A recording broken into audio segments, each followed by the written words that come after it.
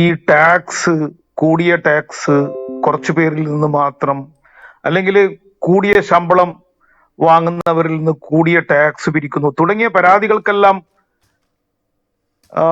അവസാനമാകില്ല. അങ്ങനെയാണെങ്കിൽ എല്ലാവർക്കും social security, എല്ലാവർക്കും ഇറസ്പെക്റ്റീവ് ഓഫ് ക്ലാസ്, എല്ലാ മനുഷ്യർക്കും വയസ്സുകാലത്ത് അവരുടെ സെക്യൂരിറ്റി പ്രധാനമല്ലേ? ഒരു മനുഷ്യന്, ഏതൊരു മനുഷ്യനെ സംബന്ധിച്ചും അത് വളരെ പ്രധാനമല്ലേ?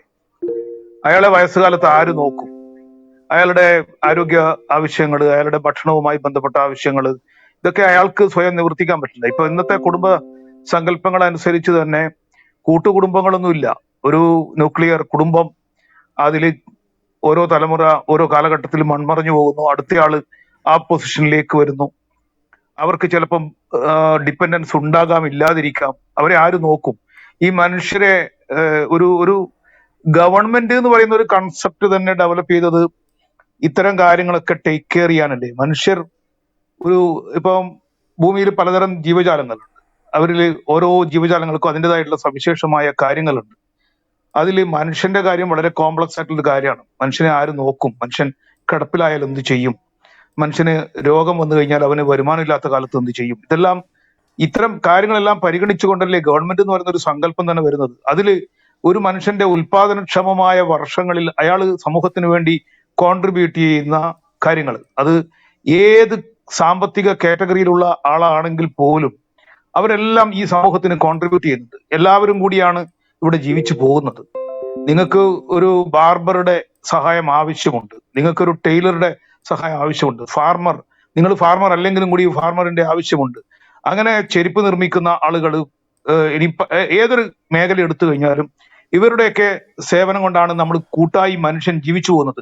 മനുഷ്യന് എന്താണ് ബെർത്തോൾഡ് ബ്രഹത്തിന്റെയോ മറ്റൊരു കവിതയിൽ പറയുന്ന പോലെ, ജീവികൾക്കൊക്കെയും വേണമല്ലോ മറ്റു ജീവികൾ തൻ സഹായം എന്നൊരു നാടകത്തിൽ പറയുന്നുണ്ട്. ബ്രഹത്തിന്റെ നാടകം തന്നെയാന്ന് തോന്നുന്നു. ജീവികൾക്കൊക്കെയും വേണമല്ലോ മറ്റു ജീവികൾ തൻ സഹായം. ഇങ്ങനെയാണ് മനുഷ്യൻ ജീവിക്കുന്നത് എന്ന് നമ്മൾ അംഗീകരിക്കാമെങ്കിൽ എല്ലാ മനുഷ്യർക്കും അവൻ ഏത് ജോലി ചെയ്യുന്നു എന്നുള്ളതിനെ ആശ്രയിച്ചല്ല.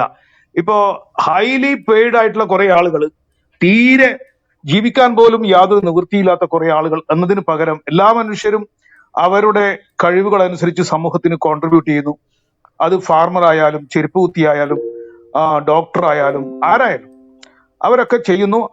അവരുടെയൊക്കെ സോഷ്യൽ സെക്യൂരിറ്റി ഗവൺമെന്റ് ഉറപ്പുവരുത്തുന്നു എന്ന് വന്നു കഴിഞ്ഞാൽ പിന്നെ ആരും പണിയെടുക്കില്ല. പിറ്റേന്ന് മുതൽ ചുരുണ്ടുകൂടി കഞ്ചാവ് അടിച്ച് കിടന്നുറങ്ങും എന്ന് പറയുന്ന ഒരു കൺസെപ്റ്റ് എവിടെ നിന്നാണ് വരുന്നത്? അങ്ങനെയല്ലല്ലോ.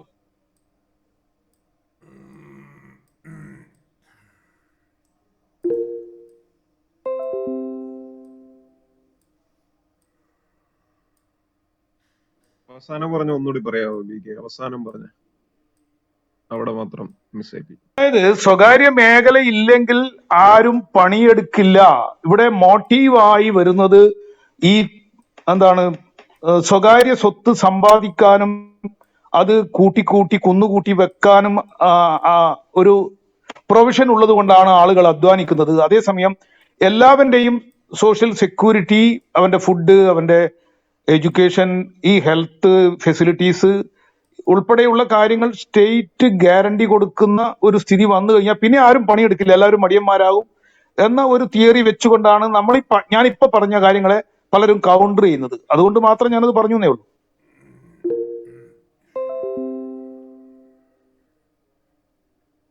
അല്ലെങ്കിൽ ഒരു പക്ഷം പറയുന്നത് എന്താണ്, ഒരു ഏജ് കഴിയുമ്പോൾ സാലറി കൊടുക്കണം, ആ സോഷ്യൽ സെക്യൂരിറ്റി ഉണ്ടാകണം എന്നുള്ളതല്ലേ പറയുന്നത്. അല്ലാതെ നിങ്ങൾ പറയുന്ന പോലെ എല്ലാം ഈ പറയുന്ന പോലെ പബ്ലിക് ലിമിറ്റഡ് ആക്കി അല്ലെങ്കിൽ അങ്ങനെ ഒരു സർക്കാരിന്റെ അണ്ടറിൽ ചെയ്യുന്നത് അത് മണ്ടത്തരമാണെന്നല്ലേ പറയുന്നത്.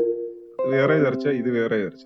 ഈ പറയുന്ന ഒരു ഏജ് കഴിയുമ്പോൾ സോഷ്യൽ സെക്യൂരിറ്റി കൊടുക്കുന്ന ഏകദേശം ഏറെക്കുറെ എല്ലാ വികസിത രാജ്യങ്ങളിലും ഇംപ്ലിമെന്റ് ചെയ്ത് വളരെ സക്സസ്ഫുൾ ആയിട്ട് പതിറ്റാണ്ടുകളായിട്ട് പോകുന്ന രാജ്യങ്ങൾ നമ്മുടെ ചുറ്റുപാടുമുണ്ട്. നമ്മളും അതിലേക്കാണ് ഉയരുന്നത്. പക്ഷെ നമ്മുടെ ഇവിടെ അതിനെപ്പറ്റിയുള്ള ചർച്ചകൾ പോലും സംഭവിക്കുന്നില്ല എന്നുള്ളതിലാണ് വിഷമം. അവരുടെ അടുത്ത് തന്നെ നമ്മുടെ ഇന്ന് ടാക്സ് പിരിവും കാര്യങ്ങളും ഒക്കെ ഉണ്ട്, ഏറെക്കുറെ ടാക്സ് പിരിവും കാര്യങ്ങളും ഒക്കെ ഉണ്ട്. ഇനി അത് കുറവാണെന്നുണ്ടെങ്കിൽ കൂടുതൽ വാങ്ങിച്ചു, സ്റ്റിൽ ഈ പറയുന്ന പോലെ അവർക്ക് കൊടുക്കുന്ന അതേ ഫെസിലിറ്റി അല്ലെങ്കിൽ ആ ഒരു ഗ്യാരണ്ടി നമുക്ക് നൽകണം എന്നുള്ളതാണ് നമ്മൾ പറയുന്നത്. അതിന്റെ ഇടയ്ക്കൂടെ ഈ പറഞ്ഞ ഇത് കയറ്റിക്കൊണ്ടുവരേണ്ട കാര്യം എന്തുണ്ടെന്ന് എനിക്കറിയില്ല. അല്ല, ഞാനും ഇതുപോലെ സന്ദീപിന്റെ കാഴ്ചപ്പാട് അതിൽ പ്രശ്നമൊന്നുമില്ല. ഞാൻ എന്റെ കാഴ്ചപ്പാട് പറഞ്ഞെന്ന് മാത്രമേ ഉള്ളൂ. ഞാൻ അത് ആരുടെ മേലെയും അടിച്ചേൽപ്പിച്ച് വിജയിപ്പിക്കാനൊന്നും ഉദ്ദേശിച്ച് പറയുന്നതല്ല. നിങ്ങൾ പറയുന്നത് പോലെ ഞാൻ എന്റെ അഭിപ്രായങ്ങളോട് പറയുന്നു. അത് എടുക്കേണ്ടവർക്ക് എടുക്കാം, അത്രയേ ഉള്ളൂ. അതേസമയം വേറൊരു കാര്യം ഞാൻ കണ്ടിട്ടുള്ളത്, പുതിയ തലമുറയിൽ ഈ ഹൈ ഇൻകം എന്ന് കമ്പാരിറ്റീവ്ലി, അത് വല്ലാതെ എന്താണ് അങ്ങനെ ഒരു കാര്യമാണെന്ന് എനിക്ക് അഭിപ്രായമൊന്നുമില്ല. ഹൈ ഇൻകം ഉള്ള ആളുകൾക്ക്, സ്വകാര്യ മേഖലയിൽ അടക്കം ജോലി ചെയ്യുന്നവർക്ക്, നാട്ടിൽ ജോലി ചെയ്യുന്നവർക്ക് ടാക്സ് കൊടുക്കേണ്ടതായിട്ട് വരുന്നുണ്ട്. അപ്പൊ ഈ ടാക്സ് കൊടുക്കുന്നവരുടെ ഒരു പരിദേവനം എന്ന് പറയുന്നത്, അവരിങ്ങനെ ഇടക്കിടക്ക് വിളിച്ചു പറയുന്നത്, ഞങ്ങൾ ഇതൊക്കെ കൊടുക്കുന്നു, ഞങ്ങൾക്ക് എന്താ കിട്ടുന്നത്, ഞങ്ങൾ ഇതൊക്കെ വലിയ ടാക്സ് കൊടുക്കുന്നു, ഞങ്ങൾക്ക് എന്താ കിട്ടുന്നത്. ഇതിങ്ങനെ ആവർത്തിച്ച് പറയുന്നത് ഞാൻ കേൾക്കുന്നുണ്ട്. ഇവിടുന്ന് മാത്രമൊന്നുമല്ല, ഞാൻ പല സ്ഥലത്തും കേൾക്കുന്നുണ്ട് ഈ ചോദ്യം.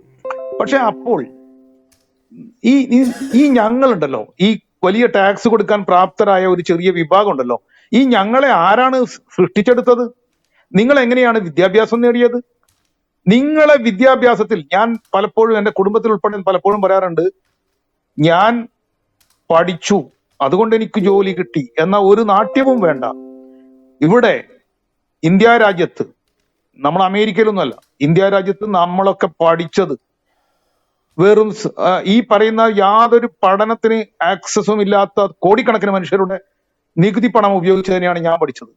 എന്റെ പഠനത്തിന് ചെലവായ സംഖ്യ എന്റെ അച്ഛൻ കൊടുത്ത ഫീസിനകത്ത് മാത്രം ഒതുങ്ങുന്നതല്ല എന്ന ചിന്ത ഓരോരുത്തർക്കും വേണം. അപ്പോ അങ്ങനെ വരുമ്പോ ഇവിടെ വലിയ സ്ഥാപനങ്ങളിൽ ജോലി ചെയ്യുന്ന കുറച്ച് പിള്ളേർക്ക്, യൂത്തിന്, അവർക്ക് ഒരു ചിന്തയും ആവശ്യമില്ല, ഞങ്ങൾ വലിയ ടാക്സ് കൊടുക്കുന്നു, ഞങ്ങൾക്ക് എന്താ കിട്ടുന്നത് എന്ന്. ഇത് ഞാൻ ഇവിടെ വെച്ച് കേട്ടത് കൊണ്ട് പറയുന്നതല്ല, ഞാൻ പുറത്ത് ഇത് വല്ലാതെ കേട്ടിട്ടുണ്ട്. എന്റെ കുടുംബാംഗങ്ങളിൽ നിന്ന് ഞാൻ കേട്ടിട്ടുണ്ട്. ആ ചോദ്യത്തിന് ഞാൻ കൗണ്ടർ ചെയ്യുന്ന ഒരാളാണ്, നിരന്തരം കൗണ്ടർ ചെയ്യുന്ന ഒരാളാണ്. വേണ്ട, ആ ചിന്ത വേണ്ട. നിങ്ങൾ ആരും ഈ ഭൂമിയിൽ ജീവിക്കുന്നത്, അതാണ് ഞാൻ പറയുന്നത് ബെർത്തോൾഡ് ബ്രെഖ്റ്റിന്റെ കവിതയിൽ, ജീവികൾക്കൊക്കെയും വേണമല്ലോ മറ്റു ജീവികൾ തൻ സഹായം. ഒരു പുല്ലനും ഈ ഭൂമിയിൽ അങ്ങനെ സ്വന്തം നകളിപ്പിലൊന്നും നിൽക്കേണ്ട ഒരു കാര്യവുമില്ല. ഇവിടെ ആരും നിങ്ങളുടെ സ്വന്തം കഴിവിലൊന്നും നിങ്ങൾക്ക് ജീവിച്ചു പോകാൻ പറ്റില്ല.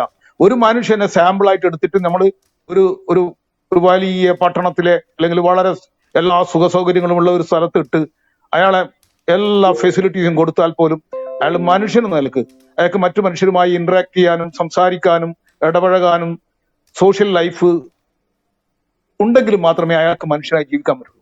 അല്ലാത്തിടത്തോളം കാലം അയാൾ ഭ്രാന്തായി പോകും, അയാൾക്ക് ഒരു സന്തോഷവും ലഭിക്കില്ല. സോഷ്യൽ ലൈഫ് ഇല്ലാതെ, മനുഷ്യൻ പരസ്പരം മനുഷ്യരുടെ കൂട്ടത്തിൽ ജീവിച്ചുകൊണ്ടല്ലാതെ മനുഷ്യന് ഒരു ജീവിതവും ഇല്ല. അതുകൊണ്ട് ഞാൻ വലിയ ടാക്സ് അടക്കുന്നവനാണ് എന്ന നാട്യം ആർക്കും വേണ്ടതില്ല എന്നാണ് ഞാൻ പറയുന്നത്. അത്രയേ ഉള്ളൂ. ഇതാരെങ്കിലും അങ്ങ് അംഗീകരിച്ച ഉടനെ തന്നെ എൻഡോസ് ചെയ്ത് തരണമെന്ന് എനിക്ക് യാതൊരു അഭിപ്രായമില്ല കേട്ടോ.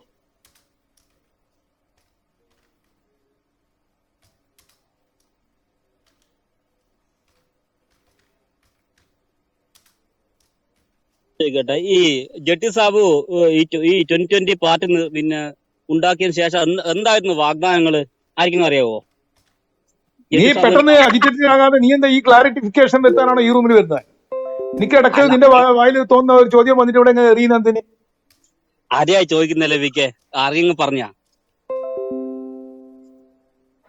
സൂരജ ഇവരെ വെറുതെ വിടണ്ട കേട്ടോ. അറിയായി ചോദിക്കുന്നില്ല, ഞാനൊരു എവിടെയോ പോയിട്ട് തല്ലുണ്ടാക്കിയിട്ടേ ഇനിയിപ്പോ ഉത്തരം കിട്ടിയിട്ട് എവിടെ പോയിട്ട് അതിന്റെ പക്ഷെ ഒരു കാര്യമാണ് ഗ്രാംഷി, ഈ ക്ലബ് ഹൗസിൽ പെട്ടെന്ന് കയറി വന്നിട്ട് നിങ്ങൾ ഇവിടെ നടക്കാത്ത ചർച്ചയുമായി, ഇവിടെ നടക്കുന്ന ചർച്ചയുമായി യാതൊരു ബന്ധമില്ലാത്ത ഒരു ചോദ്യം ചോദിക്കുന്നത് അത്ര ശരിയല്ല. ജെട്ടി സാബു രംഗപ്രവേശം ചെയ്യുന്നത്, അതായത് മനുഷ്യരോട് ഔട്ട് ഓഫ് പ്രൊപ്പോർഷനിലുള്ള വാഗ്ദാനം കൊടുത്തുകൊണ്ടാണ്. ഞാൻ മനസ്സിലാക്കിയിടത്തോളം ഈ 2020 ഭരിക്കുന്ന പ്രദേശത്ത് ആദ്യം ഞാൻ ഈ സംഭവത്തെ പറ്റി അറിയുന്നത് എന്റെ കൂടെ വിദേശ രാജ്യത്ത് ജോലി ചെയ്യുന്ന ഒരു സുധാകരൻ ഉണ്ടായിരുന്നു. അപ്പൊ സുധാകരൻ ഒരു ദിവസം ഞങ്ങളെയൊക്കെ ഗ്രൂപ്പിൽ പറഞ്ഞു, എടാ ഒരു കട, ഞങ്ങളെ ആ പ്രദേശത്ത് ഒരു കട വന്നിട്ടുണ്ട്, അവിടെ